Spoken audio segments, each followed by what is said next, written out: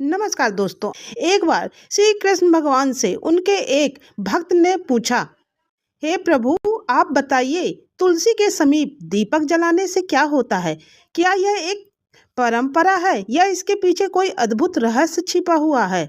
भक्त की बात सुनकर भगवान श्री कृष्ण कहते हैं, जहाँ तुलसी विराजती है वहाँ मेरा वास होता है। उसके चरणों में जब दीपक की लौ जलती है तो वह लौ अंधकार नहीं, पुण्य का प्रकाश फैलाती है। जिस घर में तुलसी को नमन किया जाता है, दीपक जलाया जाता है, वहाँ दरिद्रता दूर होकर लक्ष्मी स्वयं वास करती हैं। यह कोई साधारण कर्म नहीं है, यह कोई परंपरा नहीं है, यह मेरी भक्ति की गहराई है। भगवान श्री कृष्ण कहते हैं, कभी कभी छोटे छोटे कर्म जिनका महत्व हमें नहीं मालूम होता, हमारे जीवन में चमत्कारी बदलाव ला सकते हैं। ऐसा ही एक छोटा लेकिन प्रभावशाली कर्म है तुलसी के पास घी का दीपक जलाना। इस परंपरा की महिमा केवल एक रीति नहीं बल्कि देवी लक्ष्मी को प्रसन्न करने का एक गूढ़ रहस्य है, और मैं इसे एक कहानी के माध्यम से तुम सबको सुनाने वाला हूँ।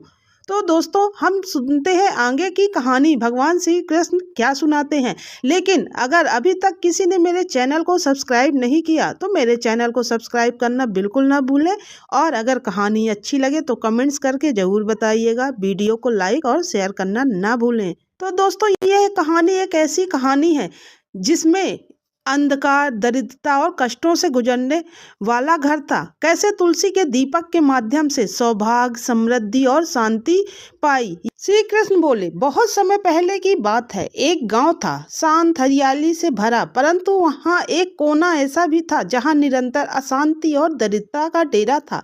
वहां रहता था बनवारी लाल, एक साधारण गृहस्थ जिसकी मेहनत भी जैसे भगवान तक नहीं पहुंचती थी। बनवारी के घर में सदैव आर्थिक संकट बना रहता था। खेती होती तो वर्षा नहीं आती, व्यापार करता तो घाटा हो जाता, और नौकरी करता तो मालिक निकाल बाहर करता। उसकी पत्नी जानकी दिन रात तुलसी के पौधे को जल देती, मगर बनवारी कहता, इन परंपराओं से पेट नहीं भरता है जानकी। जानकी कहती है, शायद हमारी श्रद्धा ही अधूरी है। तुलसी को केवल जल नहीं, दीपक की लौ चाहिए, वह लौ जो श्रद्धा की हो और विश्वास की हो। श्री कृष्ण बोले, और वही दिन था जब जानकी ने पहली बार तुलसी के समक्ष घी का दीपक जलाया। आंधी आई लेकिन दीपक बुझा नहीं, और उसी रात बनवारी को एक सपना आया। मैं स्वयं श्री कृष्ण उसके स्वप्न में आया।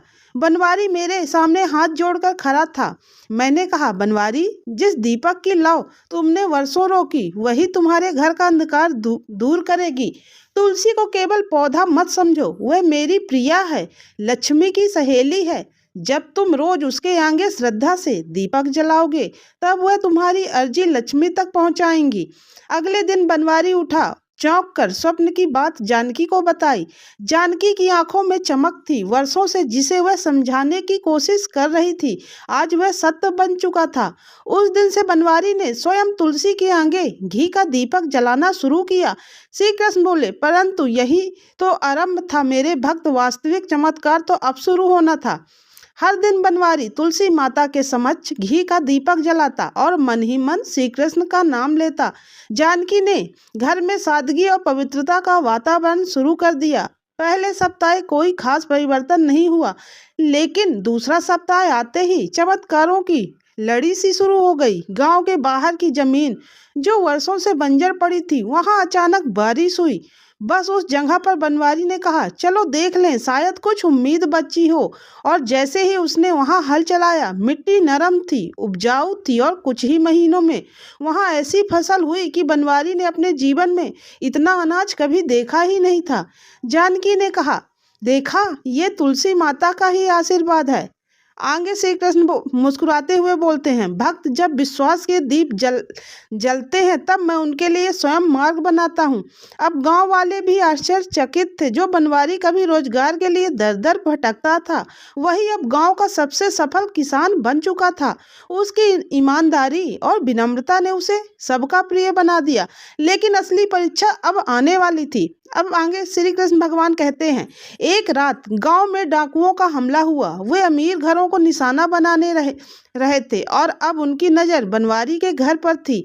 गांव वाले बोले, बचाओ बनवारी, डाकू आ रहे हैं। जानकी घबराई, लेकिन बनवारी शांत था। उसने तुलसी के सामने दीपक जलाया, घी चढ़ाया और कहा, तू ही रक्षा करना माता, अब मेरी कमाई भी तेरी है, मेरा घर भी तेरा ही है। डाकू आए, उन्होंने घर को घेरा, लेकिन जैसे ही एक डाकू ने तुलसी के पास पांव रखा, उसका पांव वहीं जम गया। वह चीख उठा, माफ करो, माफ करो, मुझे छोड़ दो। और फिर हवा में एक दिव्य गंध फैल गई, जैसे स्वयं श्री कृष्ण की मुरली की मधुर धुन वहां गूंजने लगी हो।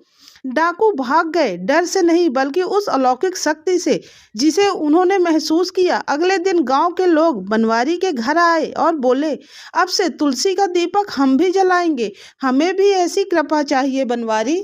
समय बीता, बनवारी की बेटी की शादी एक अच्छे और संस्कारी परिवार में हुई।